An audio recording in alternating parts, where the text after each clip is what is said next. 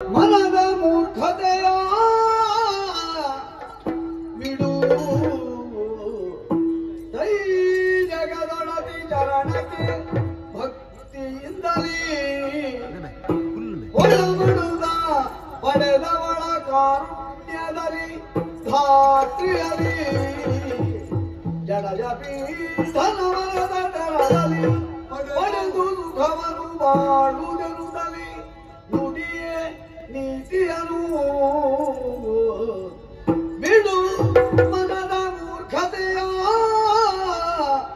ಬಿಡು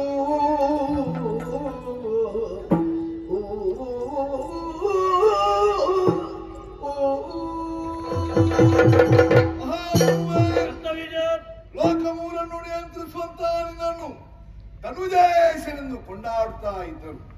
ಪ್ರಭು, ಈಗ ನಿನ್ನನ್ನು ನೀನೇ ನಿಯಂತ್ರಿಸಿದ ಸ್ಥಿತಿಯಲ್ಲಿದ್ದ ಅರ್ಥವೇನು? ಇದೇನು ಕಾಲಪ್ರಭುವೇ? ನೀನು ವಿದ್ಯಾವಂತರಾಗಿದ್ದಿ, ಬುದ್ಧಿವಂತರಾಗಿ ಹಾಗಿದ್ದು ಕೂಡ ನಡೆಯುತ್ತಿರುವಂತಹ ಘಟನೆಗಳ ಬಗ್ಗೆ, ವಿದ್ಯಮಾನದ ಬಗ್ಗೆ ಸರಿಯಾಗಿ ಯೋಚನೆ ಮಾಡದೆ ಅಡಿತ್ತೆ ಮುಂದೆ ಒಬ್ಬ ನಾಯಕನಾದವನ ದೌರ್ಬಲ್ಯವೇ ಪಕ್ಷದ ನಾಶಕ್ಕೆ ಕಾರಣವಾಗ್ತದಂತು. ಹಾಗೆ ನಿನಗೊದಗಿದಂತ ಈ ಸ್ತ್ರೀ ದೌರ್ಬಲ್ಯದಿಂದಾಗಿ ನಮ್ಮ ಸಮಸ್ತ ಯೋಧರೆಲ್ಲರೂ ಮಣ್ಣು ಕೂಡಿ ಹೋಗುತ್ತಿದ್ದಾರೆ. ಆದ್ದರಿಂದ ಪ್ರಭು, ನಿನ್ನ ಮನಸ್ಸಿಗೆ ಅವಶ್ಯಕ ಭ್ರಮೆಯನ್ನು ಬಿಡು. ಹುಲಿಯದ ಹೆಣ್ಣಿಗಾಗಿ ಹಂಬಲಿಸುವುದು ಮೂರ್ಖತನದ ಲಕ್ಷಣ.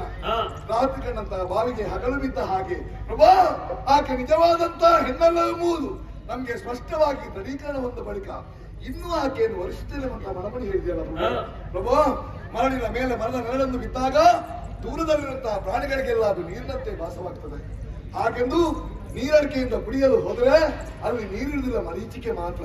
ಅವರಿಗೆ ನೆರೆ ಗೋಚರಿಸಿದ್ದು ಮಾತ್ರ. ನಿಜವಾಗಿ ಅವರು ಸರಿಯಾಗಿ ನೋಡಿದವರೇ ಅಲ್ಲ. ಲೋಕವನ್ನೇ ಬೆಳಗಬಲ್ಲ ಸೂರ್ಯನ ಸಮ್ಮುಖದಲ್ಲಿ ನಮ್ಮ ಪರಾಕ್ರಮ ಎಂದು ನಡೆಯುವುದಕ್ಕೆ ಸಾಧ್ಯವಿಲ್ಲ. ಲೋಕದ ಮೂಲ ಶಕ್ತಿ ಅಂತ ಆಕೆಯ ಸಮ್ಮುಖದಲ್ಲಿ ನಮ್ಮ ಪರಾಕ್ರಮ ಯಾವ ಕಾಲದಲ್ಲೂ ತಿಳಿಸುವುದಕ್ಕೆ ಸಾಧ್ಯವಿಲ್ಲ. ಆದ್ದರಿಂದ ಒಂದೇ ಒಂದು ಬ್ರಹ್ಮದೇವನು ಕೊಟ್ಟ ವರದ ಬೆಳದಲ್ಲಿ ಮುಂದಿನ ಬದುಕಬೇಕೆಂಬ ಆಸೆ ಇದ್ರೆ ಆಕೆಯ ಕೈ ಹಿಡಿಯುವ. ನಮ್ಮ ಈ ಚಾನೆಲ್ ಅನ್ನು ಸಬ್ಸ್ಕ್ರೈಬ್ ಮಾಡದೇ ಇದ್ದವರು ಆದಷ್ಟು ಬೇಗನೆ ಸಬ್ಸ್ಕ್ರೈಬ್ ಮಾಡಿ ನಮ್ಮನ್ನು ಪ್ರೋತ್ಸಾಹ